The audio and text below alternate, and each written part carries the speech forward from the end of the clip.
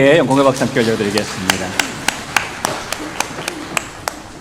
어느 날 이른 아침에 술에 잔뜩 취해서 고주망태가 된 사람이 비틀비틀거리면서 교회 앞으로 걸어왔습니다.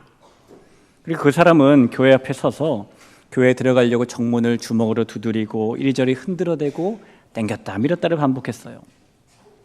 그 모습을 멀리서 보게 된 한 집사님이 다급히 뛰어와서 그 술에 취한 사람을 말리며 말을 합니다. 여보시오, 이 이른 아침에 술에 잔뜩 취해서 도대체 누굴 만나려고 이렇게 교회 문을 흔들어대는 거요?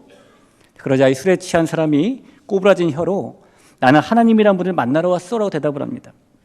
그리고 다시 교회 문을 두드리며 흔들어대고 마구잡이로 당겼다 밀었다 발로 차기까지 합니다. 그 모습에 놀란 집사님이 급한 마음에 이 술에 취한 사람이 앞을 막으며 이렇게 말했답니다. 아, 우리 교회는 그런 분 안 계셔요 그랬답니다. 여러분, 하나님께서 계시지 않는 교회는 교회라고 할 수 없고요, 하나님께서 계시지 않는 삶은 교회다운 삶이라고 할 수 없겠죠. 지난 한 주간도 이 교회다움을 지키며 매일매일 살아내신 우리 귀한 성도님들, 그런 저와 여러분이 하나님께서 계시는 교회인 줄로 믿습니다. 우리는 이 지난 주일에 우리의 교회다운 삶의 모습 몇 가지와 또 우리가 하나님께서 세우신 교회다움을 지키고 교회다운 삶을 살아내야 되는 이유를 좀 살펴보았어요. 하나님께서 예수님의 생명이라는 가장 가치 있는 대가를 치르시고 우리를 교회로 세워주셨기 때문에 서로 연결되어서 함께 지어져가는 교회가 우리의 정체성이기 때문에 교회는 이 교회다움이라는 종을 하나님을 위해 울리고 하나님께 돌아올 사람들을 위해서 울려야 하기 때문에, 그래서 우리는 교회다움을 지켜나가고 교회다운 삶을 살아야 된다라는 말씀을 나누었습니다. 자, 이제 오늘 우리는 우리가 예수님의 몸된 교회로서 교회다움이라는 종을 울리며 살아야 하는 또 하나의 이유를 나눠보려고 해요.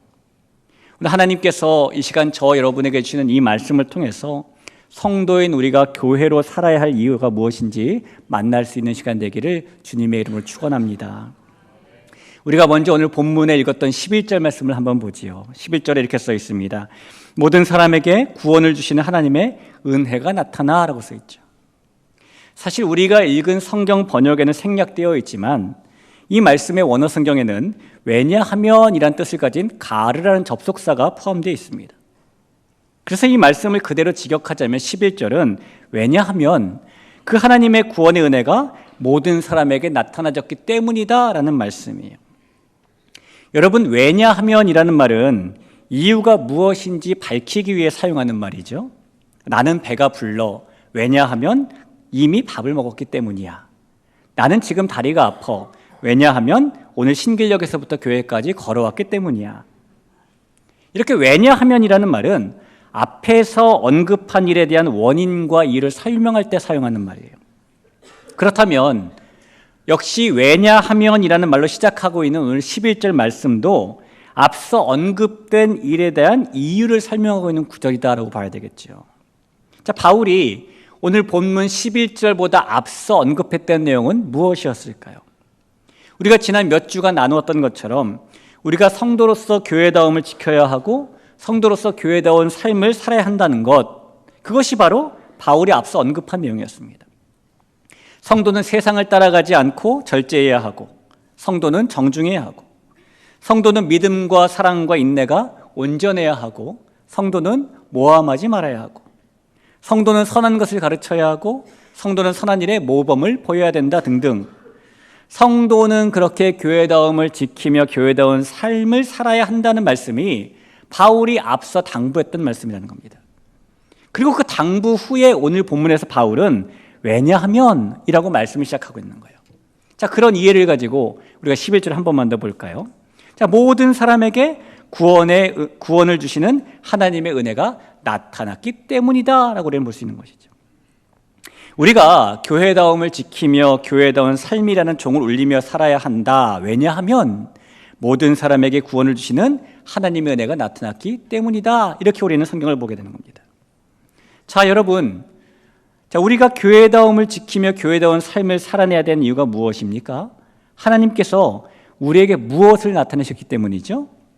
은혜를 나타내셨기 때문입니다. 우리 성도 여러분, 하나님께서 우리에게 은혜를 나타내셨기 때문에 우리는 하나님께 그 은혜를 받았기 때문에 성도로서 교회다운 교회가 되어야 되는 줄 믿으시기를 바랍니다. 자, 바울은 성도인 우리가 하나님께 은혜를 받았다라고 말을 하는데요. 그렇다면 도대체 이 은혜라는 게 무엇일까요?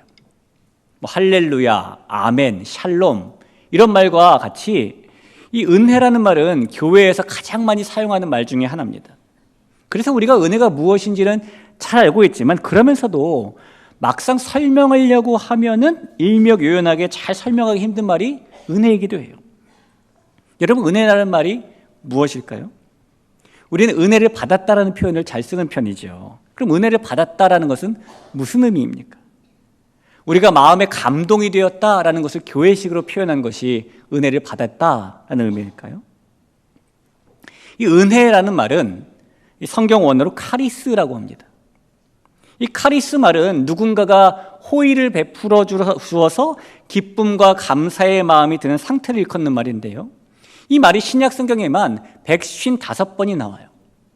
근데 이 155번 중에 대부분의 경우는 이 말이 은혜라는 말로 뜻으로 소개가 됩니다.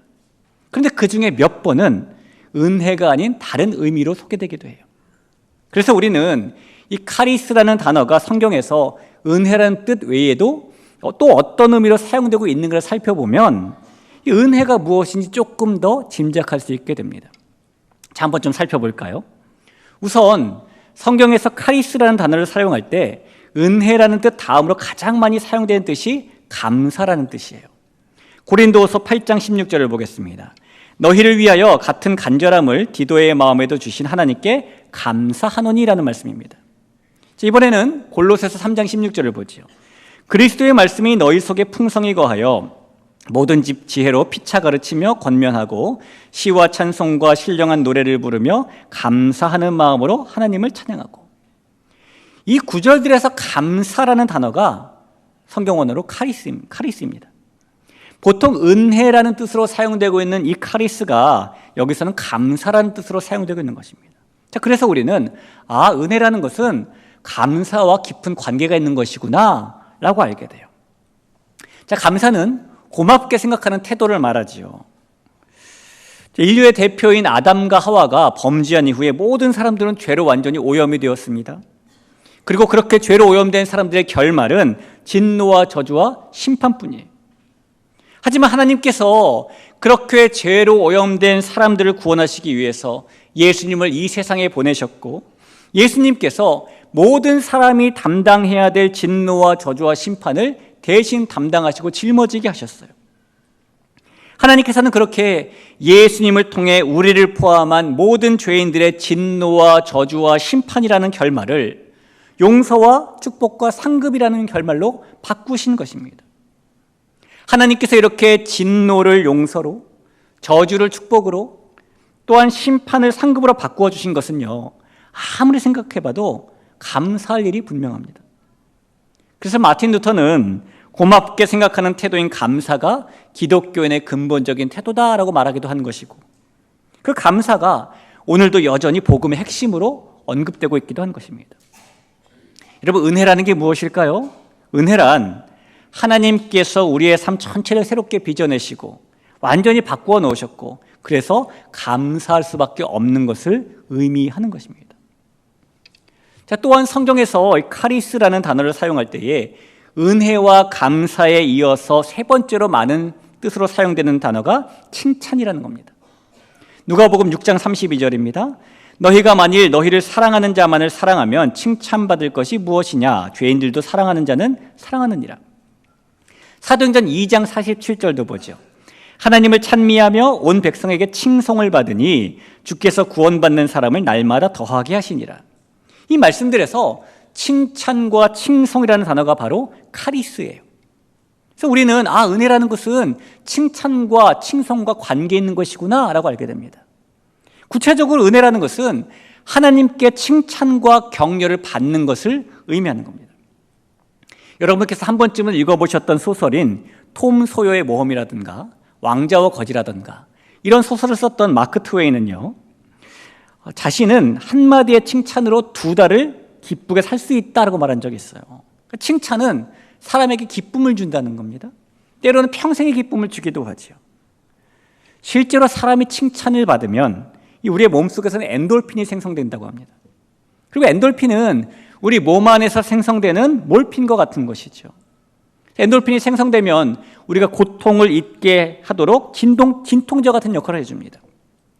그러니 칭찬을 들으면 우리 몸에서 엔돌핀이 생긴다는 것은 그 칭찬 들을 때 우리가 고통 대신 기쁨을 가지게 된다는 겁니다. 여러분, 우리가 누군가에게 칭찬을 받아도 이렇게 기쁨이 넘치는데 하물며 우리가 하나님께 칭찬을 받는다면, 하나님께 격려를 받는다면, 하나님께 칭송을 받는다면 어떨까요? 이 은혜라는 것은 우리가 우리를 향하신 하나님의 엄청난 박수와 칭찬을 받고 굉장한 격려를 받는 것을 뜻하는 겁니다. 또한 이 카리스라는 말은 성경에서 사랑이란 뜻으로 소개되기도 해요. 누가복음 2장 52절입니다. 예수는 지혜와 키가 자라나며 하나님과 사람에게 더욱 사랑스러워 가시더라. 여기서 사랑이라는 말이 카리스예요. 그래서 은혜는 사랑과 관계 있는 것인데, 구체적으로 은혜란 사랑으로 가득 채움받는 것을 뜻하는 겁니다. 우리가 하나님께 충분히 가득 찰 정도로 사랑을 계속해서 받고 있는 것을 그래서 은혜 받았다라고 말하는 것이죠. 사람은 충분한 사랑을 받지 못할 경우에 결핍에 빠지게 되는데요.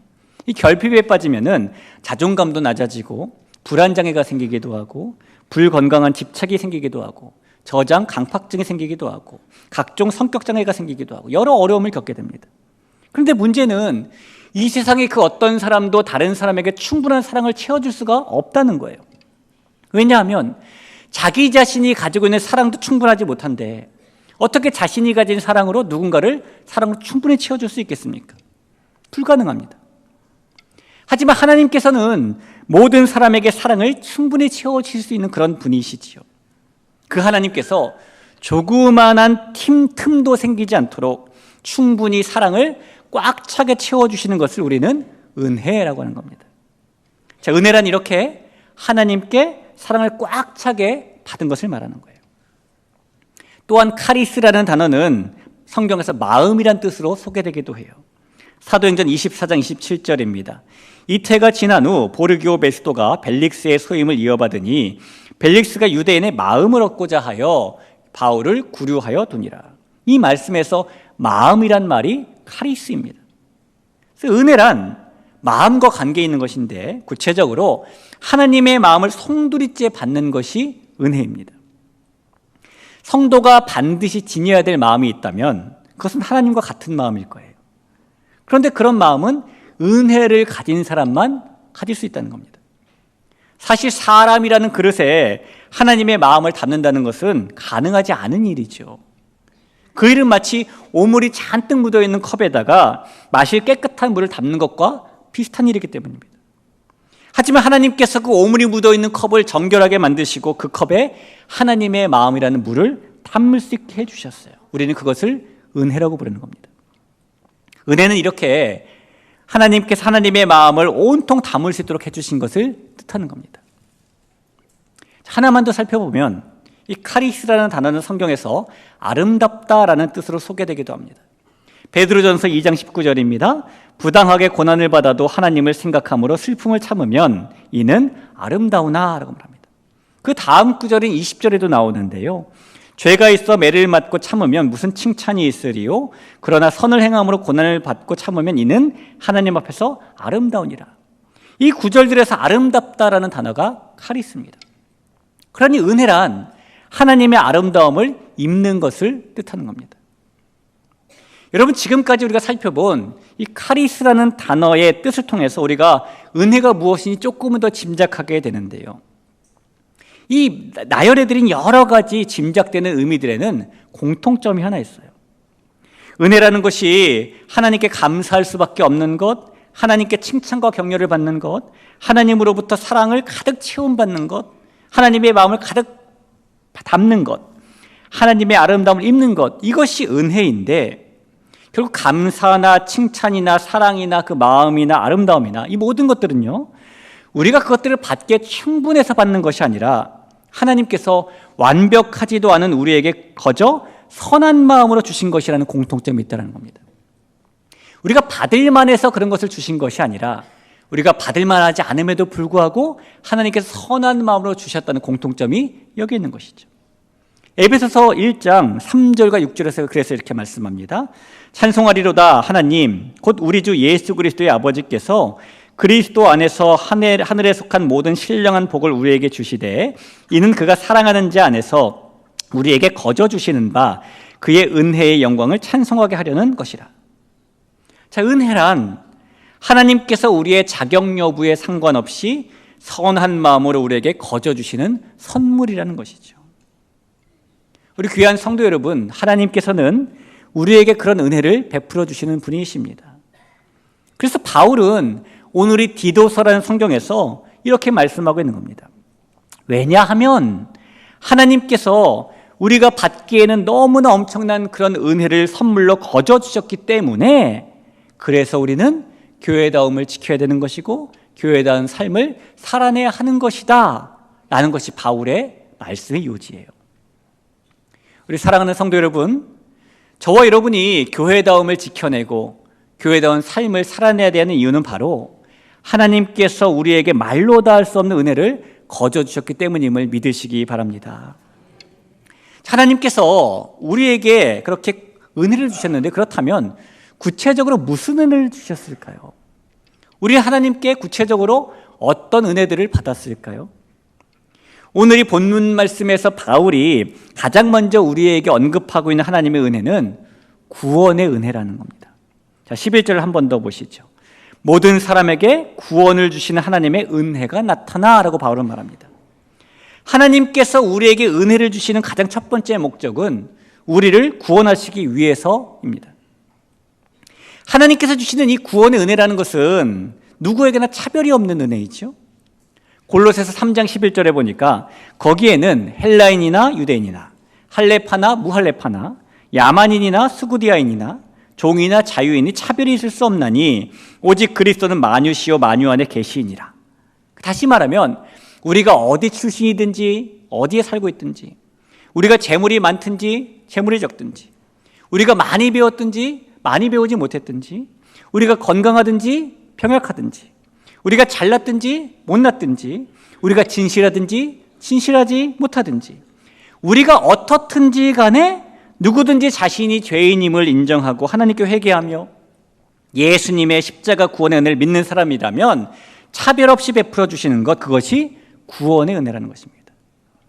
만약 하나님께서 이 구원의 은혜를 차별을 두고 주셨다면, 만약 하나님께서 우리 행실의 점수를 매기셔서 상위 몇 %까지만 구원의 은혜를 주셨다면 우리는 어쩌면 이미 구원받은 사람들이 아니라 구원을 받을 수도 있었던 사람이었을지도 몰라요. 왜냐하면 우리는 하나님을 떠나서 잘 살아보겠다고 호언장담하면서 스스로 욕망의 노예가 되어 죄의 종로로 타는 사람들이기 때문이고, 왜냐하면 우리는 나의 입속만 챙기려고 사랑하는 가족과 이웃을 아프게 했던 사람들이기 때문이고, 왜냐하면 우리는 우리를 창조하신 또 돌보신 하나님을 몰라보고 스스로의 인생을 읽을 수 있다는 교만에 빠진 사람들이기 때문입니다. 그런데 하나님께서 우리에게 그럴 만한 자격이 있던 것도 아닌데, 우리가 먼저 잘못했다고 하나님을 찾아갔던 것도 아닌데, 하나님께서 친히 사람의 몸을 입으시고 우리를 찾아오셔서 우리가 감당할 수 없을 정도로 큰 사랑을 우리에게 주셨습니다. 그리고 우리에게 그 큰 사랑을 받을 수 있는 믿음도 허락해 주셔서 우리가 그 사랑을 받아들일 수 있도록 또 허락해 주셨죠. 하나님의 그 압도적인 사랑이 신실하지 못한 우리를 향한 하나님의 그 신실하심이 바로 구원의 은혜라는 것입니다. 로마서 10장 9절에 이렇게 말씀합니다. 내가 만일 내 입으로 예수를 주로 시인하며 또 하나님께서 그를 죽은 자 가운데 살리신 것을 내 마음에 믿으면 구원을 받으리라. 사랑하는 성도 여러분, 하나님께서 우리를 직접 찾아오셔서 그 구원의 은혜를 베풀어 주셨음을 마음으로 믿으시기를 간절히 부탁드립니다. 또한 그 구원의 은혜를 받았기 때문에 우리가 교회다움을 지키며 살아야 되는 줄도 믿으시기 바랍니다. 자, 하나님께서 구원의 은혜에 이어서 우리에게 주신 또 다른 은혜가 하나 더 있어요. 바울은 그것을 우리를 돌보시는 양육하는 은혜다라고 말했죠. 12절을 보겠습니다. 우리를 양육하시되 경건하지 않는 것과 이 세상 정욕을 다 버리고 신중함과 의로움과 경건함으로 이 세상에 살고라고 말씀은 우리에게 이야기합니다. 하나님께서는 우리를 직접 양육해 주시는, 다시 말하면 우리를 돌보시는 은혜를 베풀어 주시는 분이라는 거예요. 영국의 헤이 에이킨이라는 주교가 1880년에 아주 오래전이죠. 오늘 본문인 이 디도서 2장 11절 이하를 강해하면서 책을 한 권 썼습니다. 그 책의 제목을 뭐라고 달았냐면은 은혜의 학교라고 붙였어요.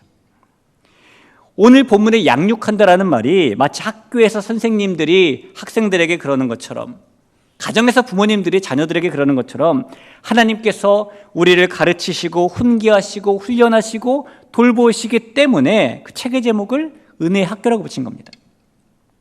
여러분, 하나님께서는 우리에게 구원의 은혜를 거저 주시고 우리에게 입학금 단 한 푼도 받지 않으시고 우리를 은혜의 학교에 입학시켜 주시고 거기서 하나님을 배우게 하시고 하나님을 따르게 하시고 하나님께 훈련받게 하시는, 그렇게 우리를 돌봐주시는 또 다른 은혜를 주시는 분이십니다. 우리가 성도로 거듭난 그 순간부터 하나님께서는 그 은혜의 학교를 통해서 우리가 예수님의 장성한 분량에 충만한 데 이르기까지 성숙한 성품이 되고 성령의 열매를 맺어가는 매 순간순간에 은혜의 여정이 되도록 하시는 것이죠. 특별히 이 은혜의 학교라는 여정에서 하나님께서는 우리가 3가지 과목을 배우도록 돌보세요. 하나님께서 우리에게 배우도록 하시는 첫 번째 과목의 이름은 버리기라는 겁니다. 오늘 12절 상반절만 한번 볼까요? 우리를 양육하시되 경건하지 않은 것과 이 세상 정욕을 다 버리고 라고 말하죠. 이 말씀에서 버리고라는 말은 몽땅 다 버린다는 강조형의 말이에요. 하나님께서 우리의 경건치 않은 불신앙적인 요소와 이 세상의 정욕인 욕망과 쾌락과 욕심과 다툼 등 우리가 은혜의 학교에 들어서기 전에 가지고 있었던, 그 과거에 가지고 있었던 세상의 가치관을 몽땅 다 버리도록 하신다는 겁니다. 하나님께서 하나님의 나라와 상관없는 그 모든 것을, 우리가 과거에 가지고 있었던 이 세상에 속한 모든 것을 마치 바울이 그것을 배설물로 여긴 것처럼 은혜의 여정 속에서 우리도 그렇게 버리도록 가르치고 훈련하신다는 겁니다. 이 구약 성경에 보니까 이스라엘 민족이 출애굽을 했는데요, 그때 하나님께서는 그들이 가까운 블레셋 땅의 길로 가도록 인도하지 않으시고 돌아가는 길인 홍해의 광야길로 인도하셨습니다. 하나님께서 가까운 길 대신에 돌아가는 길로 백성들을 인도하신 이유는 요놈들 한번 고생 좀 해봐라 이런 이유 때문이 아니고요, 백성들이 과거인 애굽으로 돌아갈 생각을 하지 못하도록 하시기 위함이었어요. 출애굽기 13장 17절을 보겠습니다. 바로가 백성을 보낸 후에 블레셋 사람의 땅의 길은 가까울지라도 하나님이 그들을 그 길로 인도하지 아니하셨으니 이는 하나님이 말씀하시기를 이 백성이 전쟁을 하게 되면 마음을 돌이켜 애굽으로 돌아갈까 하였습니다. 하나님께서는 하나님의 백성들이 하나님의 은혜를 입기 전인 과거로 다시 돌아가지 않기를 바라시는 것이죠. 그래서 하나님께서는 우리도 이 은혜의 여정 속에서 과거를 버리는 과목을 배우게 하시는 것이고, 그래서 구원받은 후에 하나님께서 주시는 은혜의 여정 속에 있는 첫 번째 이 사람의 첫 번째 반응은 버림이 되는 것이고, 비움이 되는 것이고, 떠남이 되는 것이고, 자기 부인이 되는 것입니다. 우리 귀한 성도 여러분, 이 은혜의 여정 속에서 우리가 이 세상을 조금 더 닮지 않는 사람이 되도록 하나님의 돌봄의 은혜를 받고 배우게 됩니다. 우리 모두가 하나님의 은혜를 전혀 모르던 과거의 그 불경건과 세상 정욕을 버리고 교회다움을 지킬 수 있기를 간절히 축원합니다. 자, 하나님께서 이 은혜의 학교라는 여정에서 우리가 배우도록 하시는 두 번째 과목의 이름은 살기라는 겁니다. 오늘 12절을 같이 한 번 더 보겠습니다. 우리를 양육하시되 경건하지 않은 것과 이 세상 정욕을 다 버리고 신중함과 의로움과 경건함으로 이 세상에 살고라고 바로 말합니다. 은혜의 여정은 버리는 것을 배우는 것만으로 끝나지 않아요. 과거에 가졌던 세상적인 가치관을 버린 사람이 새로운 오늘을 살도록 베풀어 주시는 것이 하나님의 또 다른 은혜이기 때문입니다. 특별히 하나님께서는 우리가 신중함과 의로움과 경건함을 가지며 살 수 있도록 가르쳐 주십니다. 신중함, 우리가 분별력이 있고 자제하는 삶을 살도록. 의로움, 우리가 올곧고 바르고 옳은 삶을 살도록, 경건함, 우리가 믿음이 깊고 독실한 삶을 살도록, 그렇게 우리가 은혜의 여정 속에서 과거의 생활을 포기하고 새로운 삶을 살 수 있도록, 이 경건하지 않은 삶을 버리고 경건한 삶을 살 수 있도록, 자기중심적 삶을 버리고 자기절제의 삶을 살 수 있도록, 세상의 악한 차별적 삶을 버리고 서로를 공평하게 대하는 삶을 살 수 있도록 배우게 하신다는 겁니다. 그래서 여러분, 우리의 오늘의 삶이 엉망이면서 우리가 구원받았으니 아무런 문제가 없다고 생각하는 것은 우리가 가지는 대단한 착각이에요. 만약 우리가 하나님의 구원의 은혜와 이 양육의 은혜를 받고서도 과거와 단절하지 않고 새로운 삶을 살지 않는다면 우리는 하나님의 은혜를 망각한 것이기 때문입니다. 이 티베트에서 양을 치는 목동들은 여름철이 되면은 풀이 굉장히 많아지는데 그 여름에 풀이 많은 목초지에서 양떼들을 먹이지 않는다라고 해요. 여름에 아무리 풀밭이 많아도 그 목동들은 양떼들을 오히려 풀이 많지 않은 곳이나 절벽 같은 곳에 밀어넣고 풀을 먹게 한답니다. 왜냐하면 여름에 풀이 많다고 그 풀을 양들이 배부르게 먹게끔 하면서 키우면 여름이 지나고 춥고 풀도 사라지는 티벳의 긴 겨울이 찾아오게 되는데 그 긴 겨울에 양떼들이 견디지 못하고 죽기 때문이랍니다. 그러니 여름에도 풀이 얼마 없는 곳, 절벽 같은 곳으로 양떼들을 내몰아서 거기서 양떼들이 스스로 풀을 찾아서 뜯어먹을 수 있는 강인함을 준비하도록 해야 겨울이 왔을 때 그 양떼들이 어려운 현실을 이겨내고 살아남을 수 있기 때문이래요. 그래서 이 티벳에 있는 양떼들에게 필요한 목자는 넓은 풀밭으로 인도하는 목자가 아니라 절벽으로 내모는 목자입니다. 여러분, 우리에게도 필요한 목자는 우리의 분별력과 자제력을 키워주고 우리의 바름과 옳은 삶을 가르쳐줄, 그리고 우리를 믿음과 독실한 삶으로 인도해줄 그런 목자인 것이고 바로 하나님께서 우리의 그런 목자가 되어주시는 겁니다. 우리의 은혜의 여정 속에도 푸른 풀밭이 넘치는 여름만이 있는 것이 아니라 혹독한 추위가 밀려오는 겨울도 있기 때문인 것이죠. 우리는 그렇게 하나님께서 주신 은혜의 여정 속에서 하나님의 인도하심과 돌보심을 따라 하나님 나라의 가치관으로 오늘을 사는 것을 배우게 되는 겁니다.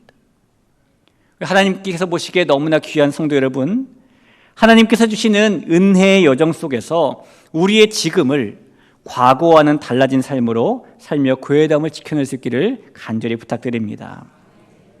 자, 하나님께서 이 은혜의 여정이라는 학교에서 우리가 배우도록 하시는 세 번째 거목의 이름은 기다리기라는 거예요. 13절 한번 보시죠. 복스러운 소망과 우리의 크신 하나님 구주 예수 그리스도의 영광이 나타나심을 기다리게 하셨으니라고 합니다. 하나님께서는 과거를 버리는 과목과 현재를 살게 하시는 과목에 이어서 우리가 예수님의 영광이 나타나실 가장 복된 소망을 기다리게 하는 미래를 배우게 하십니다. 여러분, 우리가 기다리고 소원하는 예수님의 영광은 막연한 기대만도 아니고 흐릿한 희망사항만도 아니에요. 예수님께서 이 땅에 다시 오셔서 그 영광을 나타내실 일은 분명한 약속이고 뚜렷한 소망입니다. 예수님께서 부활하시고 40일 동안 세상에 계셨는데 40일 후에 하늘로 올라가셨습니다. 그때에 그 모습을 본 제자들 앞에 흰 옷 차림의 천사들이 나타났는데요, 천사들은 그 제자들에게 예수님께서 분명히 다시 오신다라고 약속의 말씀을 주죠. 사도행전 1장 11절입니다. 이르되 갈릴리 사람들아 어찌하여 서서 하늘을 쳐다보느냐, 너희 가운데서 하늘로 올려주신 이 예수는 하늘로 가심을 본 그대로 오시리라 하였느니라. 이 반모 섬에 있던 사도 요한도 천사들로부터 예수님의 계시를 받았는데요, 그때 그는 예수님께서 틀림없이 다시 오신다는 약속의 계시를 받습니다. 요한계시록 22장 20절입니다. 이것들을 증언하신 이가 이르시되 내가 진실로 속히 오리라 하시거늘 아멘 주 예수여 오시옵소서. 우리는 하나님께서 베풀어 주신 은혜의 여정 속에서 믿음으로 그때를 기다리는 것을 배우는 겁니다. 여러분, 예수님께서 반드시 영광을 나타내시며 다시 오신다는 사실을 믿으시기를 바랍니다. 우리 귀한 성도 여러분, 우리가 교회다움을 지키고 교회다운 삶을 살아내야 되는 이유는 우리가 하나님께 그런 은혜를 받았기 때문이에요. 하나님께서 우리에게 예수님을 통해 구원의 은혜를 주셨기 때문이고 하나님께서 우리를 지금도 은혜의 여정 속에서 살게 하시기 때문입니다. 그 사실을 믿고 교회된 정체성을 지키며 살아갈 수 있는 저와 여러분이 될 수 있기를 간절히 바랍니다. 이 세계적인 기독교 작가인 필립 얀시가 쓴 놀라운 하나님의 은혜라는 책이 있는데 이 책에 이런 내용이 나옵니다. 예전에 영국에서 여러 종교들을 서로 비교하는 비교 종교학 학회가 열리게 되었답니다. 그때 학자들 사이에서 기독교 신앙이 가진 독특성이 무엇인가라는 질문이 나왔는데요. 한 학자가 기독교 신앙만이 가지고 있는 독특성은 성육신이다라고 말을 합니다.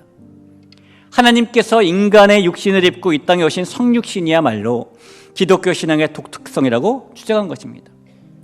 그러자 다른 종교의 학자가 비록 설화나 신화 속의 이야기지만 다른 종교에도 신이 인간의 모습으로 나타난 이야기는 있다라고 반박을 했어요. 이번에는 한 학자가 기독교 신앙만이 가지고 있는 독특성은 부활이다라고 이야기를 했습니다.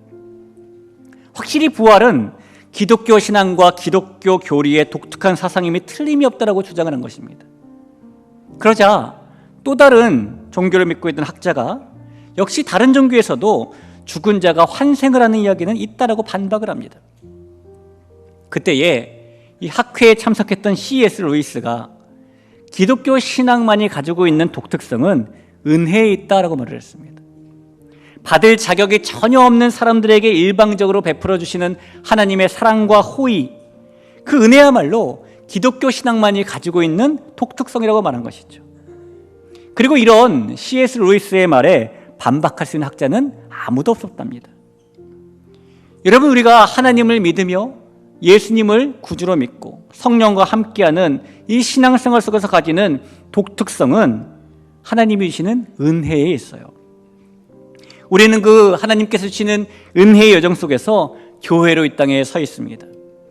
우리가 그 은혜의 여정 속에 있기 때문에 하나님께서는 우리에게 은혜의 구원의 은혜, 돌봄의 은혜를 주셨기 때문에 우리는 교회다움을 지켜야 되는 것이고 교회다운 삶을 살아내야 되는 것임을 꼭 기억하시기를 부탁드립니다.